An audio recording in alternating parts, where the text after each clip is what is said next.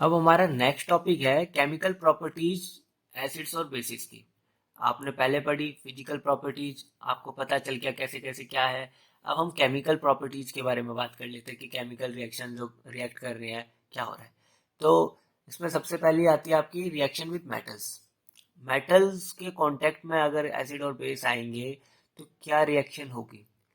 तो आपका अगर एसिड के साथ मेटल रिएक्ट करता है तो वो आपका देगा सॉल्ट प्लस में हाइड्रोजन गैस। इसमें आपकी क्या है, हाइड्रोजन गैस आपकी लिबरेट होगी, ये आपकी कांस्टेंट है, ये आपकी फिक्स है, ये रहेगी रहेगी। सॉल्ट आपके चेंज होते रहेंगे।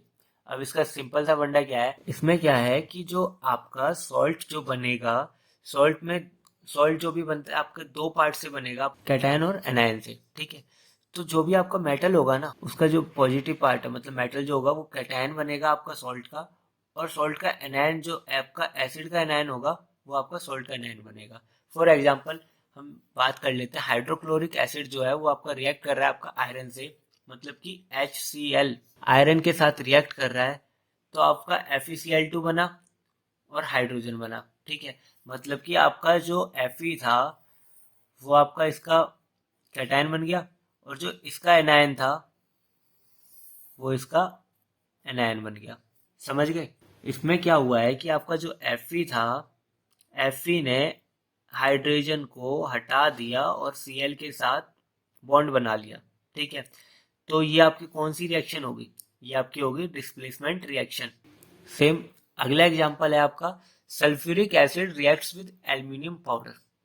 सल्फ्यूरिक एसिड जो है वो आपका एल्यूमिनियम पाउडर के साथ रिएक्ट कर रहा है, तो आपका क्या सॉल्ट बनेगा। ठीक है। सो सिंपल, H2SO4 प्लस में एल्यूमिनियम। देखो ये आपका इसका कैटायन बन गया पॉजिटिव पार्ट। ठीक है। और इसका जो एनायन था वो आपका इसका एनायन बन गया। Got it. और हाइड्रोजन गैस आपकी फिक्स है, वो लिख लेगी ही लिख लेगी। मतलब आपको पता चल गया है कि मेटल्स के साथ रिएक्शन एसिड और बेस की कैसे होगी। ठीक है। अब क्या है, सबसे बड़ी बात है कि आप हाइड्रोजन गैस को पहचानोगे कैसे। हाइड्रोजन गैस क्या होती है, जहां से भी लिबरेट हो रही होगी तब हम उसको जलाएंगे तो वो पॉप साउंड की आवाज करेगी। ठीक है। फॉर एग्जाम्पल कि आपने H2SO4 और एल्यूमिनियम के साथ आपने रिएक्ट करवाया, आपका एल्यूमिनियम सल्फेट बना और हाइड्रोजन गैस निकली। जब हाइड्रोजन गैस निकल रही थी तो हमने उसको जलाया। ठीक है। तो ये जो आवाज करेगी ना, वो पॉप साउंड आवाज करेगी। पॉप साउंड में वो आपकी बर्न होगी। ठीक है। ओके। जब आप समझ चुके हो तो अब मैं आपसे कुछ पूछ सकता हूँ, आपका जवाब हाँ है। ओके। तो ठीक है। तो आपको मैं आप H2SO4 प्लस में जिंक क्या रिएक्ट करेगा, HCl प्लस में मैग्नीशियम क्या रिएक्ट करके बनाएगा, मुझे नहीं पता। हाँ, अगर आप मुझसे हिंट चाहते हो ना तो मैं इतनी हेल्प कर सकता हूँ कि हाइड्रोजन लिबरेट होगी। अब आपके जो बुक के कुछ क्वेश्चंस थे इसके साथ, जैसे कि पहला है कि why should curd and sour substances not be kept in brass and copper vessels। इसका जवाब आपको मिल चुका हो, क्योंकि जो आपके एसिड्स होते हैं वो मेटल के साथ रिएक्ट करके कुछ हार्मफुल सब्सटेंसेस बना सकते हैं जो आपके पॉइजनस नेचर के भी हो सकते हैं। समझ गए। दूसरा क्वेश्चन था कि ऐसी कौन सी गैस निकलेगी जब एसिड रिएक्ट करेगा मेटल के साथ, तो इसका जवाब आपको पता चल चुका होगा। ठीक है। Got it. नेक्स्ट टॉपिक पे चलते हैं। अब हम बात करते हैं रिएक्शन जो है वो मेटल कार्बोनेट के साथ और मेटल हाइड्रोजन कार्बोनेट्स के साथ। ठीक है। तो इसमें जो आपकी बेसिक रिएक्शन जो होगी ना, वो होगी आपकी एसिड प्लस में मेटल कार्बोनेट या फिर मेटल हाइड्रोजन कार्बोनेट। ठीक है। कोई सा भी हो, आपका जो प्रोडक्ट बनेगा वो आपका सेम ही होगा, मतलब सॉल्ट होगा प्लस में CO2 प्लस में वाटर। ठीक है। CO2 और वाटर आपके फिक्स रहेंगे, सॉल्ट आपका चेंज हो जाएगा। डिपेंड करता है आपके एसिड और इसके साथ, मेटल कार्बोनेट्स के साथ। ठीक है। इसका क्या फंडा है, जैसा मैंने आपको पहले बताया था, मेटल्स के साथ जब रिएक्शन हुई थी, किसका कैटायन किसका एनायन किसका एनायन किसका कैटायन क्या बनेगा, वो मैंने आपको बताया था। ठीक है। सेम इसमें भी ऐसा ही फंडा है। इसमें जो आपका एसिड होगा ना, एसिड का जो एनायन होगा वो आपका सॉल्ट का एनायन बनेगा, और जो मेटल कार्बोनेट का आपका एनायन होगा, और जो मेटल कार्बोनेट का जो कैटायन होगा वो आपका सॉल्ट का कैटायन बनेगा। सेम वैसा ही है, इसका नेगेटिव पार्ट इसका नेगेटिव बनेगा और इसका पॉजिटिव पार्ट इसका पॉजिटिव बनेगा। ठीक है, जो आपका ए पॉजिटिव है इसका जो कैटायन है वो आपका हाइड्रोजन होगा। ठीक है, और ये हिंट है, जो आपका कैटायन होगा ना वो आपका हाइड्रोजन होगा, और जो यहाँ पर एनायन होगा वो आपका CO3, वो आपका CO3 या हाइड्रोजन कार्बोनेट में मिलेगा। अब देख लेते हैं इसका कोई एग्जांपल। जैसे कि आपका सोडियम कार्बोनेट है, HCl के साथ रिएक्ट कर रहा है। ठीक है, तो क्या बनेगा, NaCl। ठीक है, NaCl कैसे बनेगा कि आपका जो आपका मेटल कार्बोनेट था, मेटल कार्बोनेट का मेटल आपका इसके साथ आ गया, जो इसका कैटायन पार्ट था प्लस का प्लस में आ गया, इसका जो माइनस नेगेटिव अनायन जो पार्ट है वो अनायन इसके साथ जुड़ गया और ये आपका बन गया सॉल्ट। ठीक है, CO2 प्लस में वाटर आपका सेम रहेगा। ठीक है, सेम आपकी बाइकार्बोनेट के साथ है, हाइड्रोजन कार्बोनेट के साथ है, HCl के साथ रिएक्ट करेगा, NaCl प्लस में CO2 प्लस में H2O। ठीक है, एक बात और ध्यान रखना, ये इक्वेशन बैलेंस नहीं हो रखी है तो बैलेंसिंग जरूर कर लेना। ठीक है, एक बुक में क्वेश्चन दे रखा था छोटा सा, लेकिन दिखने में बड़ा सा लग रहा है। ठीक है, इसमें क्या है कि एक मेटल कंपाउंड दे रखा है जो रिएक्ट कर रहा है आपका एसिड के साथ और प्रोड्यूस। एफर्ट टेंस का मतलब है आपका गैस, कि आपके जब भी मेटल के साथ रिएक्ट कर रहा है एसिड, वो आप गैस निकल रही है। ठीक है, देखो अगर इसने ये वाली लाइन बोली है ना, gas evolve extinguishes a burning candle. ठीक है, इसका मतलब क्या होता है कि जो आपकी गैस है ना वो आपकी CO2 है। CO2 गैस क्या होती है, वो आपकी एक्सटिंग्विशेस फायर। आपने देखा होगा फायर सिलेंडर्स में CO2 मिलती है। ठीक है, या फिर ये अगर यहाँ पर ये कह देता कि जो गैस निकल रही है ना वो क्या कर रही है, लाइम वाटर को मिल्की बना रही है। ठीक है, इन दोनों केसेस में आपका जो गैस निकल रही होगी वो आपकी CO2 होगी। आपको पता चल चुका है कि CO2 गैस निकल रही है। फॉर मान लो कि अगर ये यहाँ पर ये कह देता कि जो गैस निकल रही है ना वो बर्न कर रही है पॉप साउंड से, अगर पॉप साउंड से बोल रही है, अगर वो पॉप साउंड से बर्न कर रही है मतलब आवाज आ रही है, तो इसका मतलब आपको पता चल गया हाइड्रोजन गैस है। और हाइड्रोजन गैस कब निकलती है, जब वो एसिड मेटल्स के साथ रिएक्ट करते हैं। ठीक है, और CO2 गैस कब निकलती है आपकी, जब आपके एसिड मेटल कार्बोनेट के साथ रिएक्ट करते हैं। ठीक है, तो ये पता चल चुका है कि ये वाली जो रिएक्शन होगी ना वो मेटल कार्बोनेट वाली है। आगे उसने लिखा था कि जो एक कंपाउंड बना है ना वो कैल्शियम क्लोराइड है। यहाँ लिख दो आप कैल्शियम क्लोराइड प्लस में CO2 प्लस में H2O। आपको प्रोडक्ट पता चल गया, अभी तक आपको रिएक्टेंट नहीं पता है, बताया था ना, एसिड प्लस में कैल्शियम कार्बोनेट। बैलेंस भी कर लेना, नहीं तो आधा नंबर भूल जाओ। यहीं पर मैं आपको एक पॉइंट और क्लियर कर देता हूँ। आपको पता था हाइड्रोजन गैस को कैसे टेस्ट करते हैं। ठीक है, अगर हमें CO2 को टेस्ट करना होगा तो कैसे करेंगे, तो टेस्टिंग ऑफ CO2 कैसे करेंगे। ठीक है, तो टेस्टिंग CO2 की क्या होगी कि जब हम CO2 को लाइम वाटर में पास करते हैं, लाइम वाटर कौन सा होता है आपका, कैल्शियम हाइड्रोक्साइड। ठीक है, इसके साथ हम CO2 को पास करते हैं तो ये क्या करती है कि ये आपका मिल्की वाइट सॉल्यूशन बना देती है। ठीक है, कैल्शियम कार्बोनेट बन जाता है मिल्की वाइट कलर का, कैल्शियम कार्बोनेट बन जाता है मिल्की वाइट कलर का। और अगर हम इसी में और CO2 ऐड कर दें, इसी में और CO2 ऐड करते जाएं, एक और प्रोडक्ट बनेगा, वो आपका बनेगा कैल्शियम बाइकार्बोनेट, जो आपका होगा कलरलेस। और ये लाइम वाटर जो होता है ये भी होता है आपका कलरलेस। ठीक है, कलरलेस आपने लाइम वाटर में आपने CO2 पास करी, आपका जो कैल्शियम कार्बोनेट बना वो आपका बन गया मिल्की वाइट का।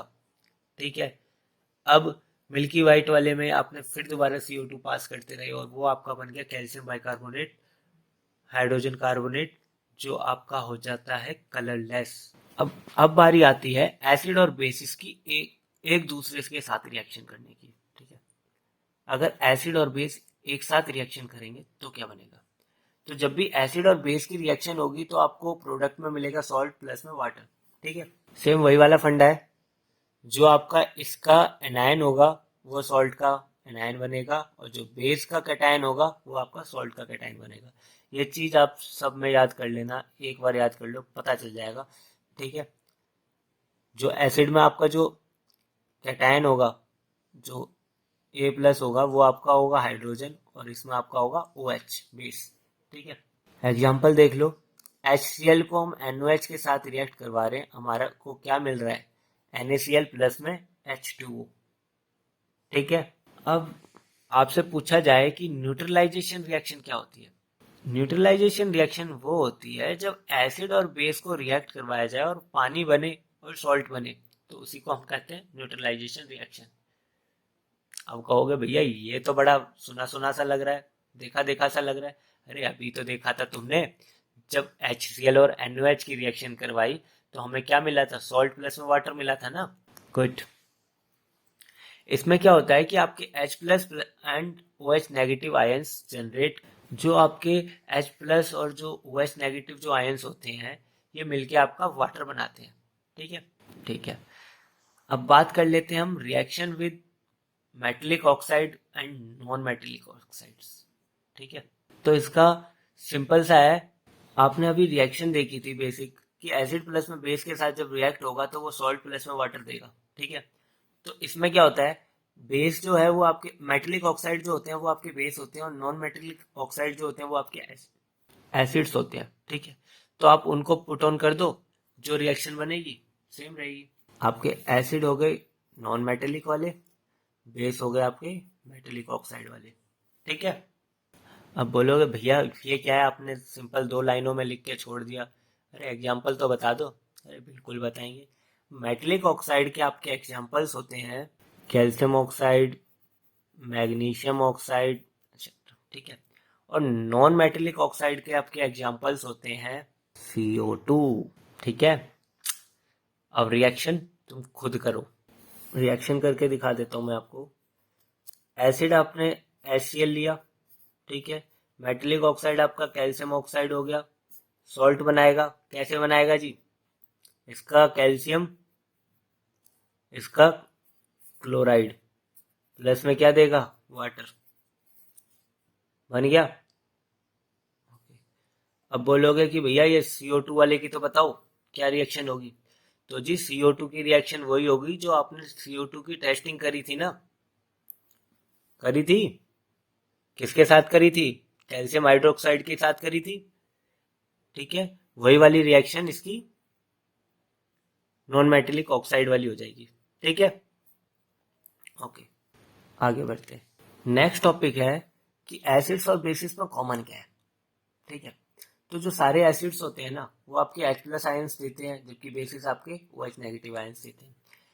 H प्लस आयंस जो है वो रिस्पॉन्सिबल होते हैं आपके एसिडिक नेचर के लिए, और OH नेगेटिव आयंस आपके रिस्पॉन्सिबल होते हैं अपने बेसिक नेचर के लिए। ठीक है, बोथ दोनों ही आपके इलेक्ट्रोलाइट है, गुड कंडक्टर ऑफ इलेक्ट्रिसिटी।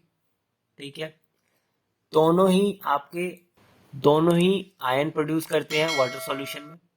ठीक है, पता चल चुका है बेसिस के अबाउट, एसिड एंड बेसिस के अबाउट सब कुछ पता चल चुका होगा अब तुम्हें। अब एक एल्कलीज टॉपिक था जो मैंने स्टार्टिंग में बोला था कि अंदर हम थोड़ा डिटेल में पढ़ेंगे, तो एल्कलीज की बात करते हैं। एल्कलीज क्या है कि एल्कलीज बेसिस होते हैं। ठीक है, और तुम्हें पता है कि सारे बेसिस जो है वो वाटर में डिजॉल्व नहीं होते।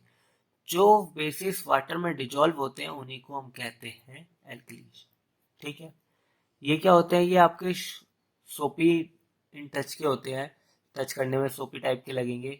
ये बिटर होंगे, कोरोसिव होंगे। ठीक है, इनको हम टेस्ट नहीं कर सकते, टच नहीं कर सकते, क्योंकि पता है आपको जो केमिकल्स होते हैं वो हार्मफुल होते हैं, वो कुछ ना कुछ हानि पहुंचा सकते हैं। ठीक है, अगला टॉपिक है आपका कि जो एसिड्स और बेस हैं उनको कैसे बताओगे सॉल्यूशन में कि ये स्ट्रॉन्ग है, वीक है, जो मैंने स्टार्टिंग में बताया था। तो इसके लिए क्या है कि एक यूनिवर्सल इंडिकेटर है, ठीक है। यूनिवर्सल इंडिकेटर में क्या था कि ये सारा मिक्सचर है जो आपके अलग अलग कलर दिखाता है, अलग अलग कंसंट्रेशन पे, कंसंट्रेशन किसकी, हाइड्रोजन प्लस आयंस की, ठीक है, जो भी आपके सॉल्यूशंस में होंगे। और ये एक स्केल है जो आपके H प्लस आयंस को मेजरिंग करने के लिए, जो सॉल्यूशन में कंसंट्रेशन होगी ना, वो पता करने के लिए, और इसी को हम कहते हैं पीएच स्केल। यहाँ पर ये पीएच वर्ड यूज किया गया है, इसकी फुल फॉर्म बता दो मुझे कमेंट में जाके, मुझे नहीं पता। जो पीएच स्केल होता है, पीएच स्केल पे हम मेजर कर सकते हैं पीएच वैल्यू 0 से लेके 14 तक, ठीक है। 0 से लेके 14 तक हम मेजर कर सकते हैं।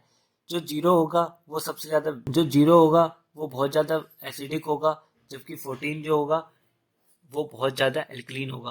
पीएच नंबर्स क्या होते हैं? पीएच नंबर्स आपको इंडिकेट करते हैं एसिडिक और बेसिक नेचर सॉल्यूशन का, ठीक है। जिसमें आपकी हाइड्रोनियम आयन की कंसंट्रेशन ज़्यादा होगी उसकी पीएच वैल्यू कम होगी, ठीक है। आप यहाँ देख सकते हो कि ये जो स्केल है, स्केल में हमने 3 रीडिंग दिखा रखी है। लास्ट पॉइंट है आपका 0 से 14 तक, बीच में आपका 7 है जो आपको न्यूट्रल दिखाएगा, ठीक है। 0 पे होगा तो वेरी एसिडिक, 14 पे होगा तो वेरी अल्कलाइन, ठीक है। ये आपकी दोनों की कंसंट्रेशंस को बताता है, H प्लस आयंस की और OH नेगेटिव आयंस की, ठीक है। जब आप 0 पे देखोगे तो 0 पे हाइड्रोनियम आयन की कंसंट्रेशन बहुत ज़्यादा होगी, ठीक है, जबकि OH नेगेटिव आयंस की यहाँ पर कंसंट्रेशन बहुत कम होगी। सेम अगर आप 14 पे जाके देखोगे तो यहाँ पर आपको OH नेगेटिव आयंस की कंसंट्रेशन बहुत ज़्यादा मिलेगी और आपको H प्लस आयंस की कंसंट्रेशन बहुत कम। जो आपको ये शेडेड एरिया दिखा रखा है, ठीक है, ये आपकी H प्लस आयंस की आपकी कंसंट्रेशन को दिखा रहा है, जबकि आपका ये वाइट पोर्शन जो है ये आपका OH नेगेटिव आयंस की कंसंट्रेशन को शो कर रहा है, ठीक है। पीएच का पता चल चुका, ठीक है। अब बोलोगे भैया ये पीएच का यूज क्या है लाइफ में, कैसे पता चलेगा? तो जी जो आपकी बॉडी होती है ना, वो आपकी वर्क्स करती है पीएच अंडर 7 to 7.8। जब आपकी बॉडी जो वर्क्स करेगी वो आपकी 7 से 7.8 पीएच की रेंज में काम करेगी। जब रेन वाटर का पीएच 5.6 से कम हो जाता है तो हम उसे एसिड रेन कहते हैं। और जो हमारा पेट होता है वो आपका HCl प्रोड्यूस करता है, ठीक है, जिसका पीएच होता है अबाउट 1.2, आई थिंक अबाउट 1.2। जो टूथ डिके स्टार्ट होता है वो तब होता है जब माउथ का पीएच जो है वो 5.5 से कम हो जाता है। प्लांट को भी पीएच की जरूरत पड़ती है अपनी हेल्थी ग्रोथ के लिए, और एनिमल्स भी अपने आप में यूज करते हैं सेल्फ डिफेंस के लिए, ठीक है। ये वाला अच्छा पॉइंट है। इसका कोई एग्जाम्पल बता सकते हो? जी सही बोला, हनी बी, ठीक है। तो सेल्फ डिफेंस में हनी बी एक एसिड का यूज करती है, तो वो जो एसिड है ना उसको कमेंट करके जरूर बताना। तो आपका ये यहाँ पर आकर एसिड एंड बेस का पोर्शन खत्म हो चुका है, अभी हमारा सॉल्ट पेंडिंग है। तो अब कुछ क्विक क्वेश्चंस कर लेते हैं, ठीक है। ओके, तो सबसे पहले मैं स्टार्ट करता हूँ हनी बी के साथ ही। जो हनी बी जो जो हनी बी है वो कौन सा एसिड यूज करती है सेल्फ डिफेंस में, ठीक है।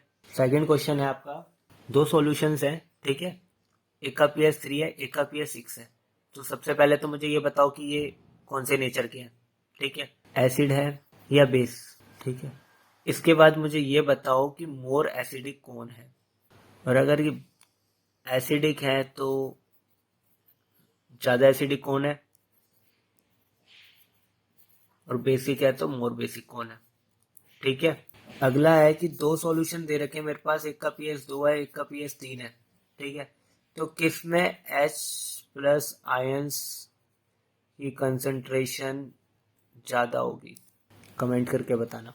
तीसरा क्वेश्चन है तीसरा क्वेश्चन है आपका कि एक सॉल्यूशन का पीएच 8 है और एक पीएच 13, तो इसमें से सब मोर बेसिक कौन सा होगा? ये सारे जवाब आप कमेंट करके बताना, और अगले वीडियो में हम का होगा सॉल्ट्स, ठीक है। सॉल्ट्स के जो भी आपके पॉइंट्स होंगे, जो जी सारी चीज़ें हम इजी लैंग्वेज में और अच्छे से समझने की कोशिश करेंगे। वीडियो अच्छी लगी हो तो प्लीज़ सब्सक्राइब करो, बहुत सारे आपके लिए सरप्राइजेस आने वाले हैं। और अगर आप इंस्टाग्राम यूज करते हैं तो आप फॉलो कर सकते हैं इंस्टाग्राम पे माई स्टडी सिस्टम को। Okay, thank you so much.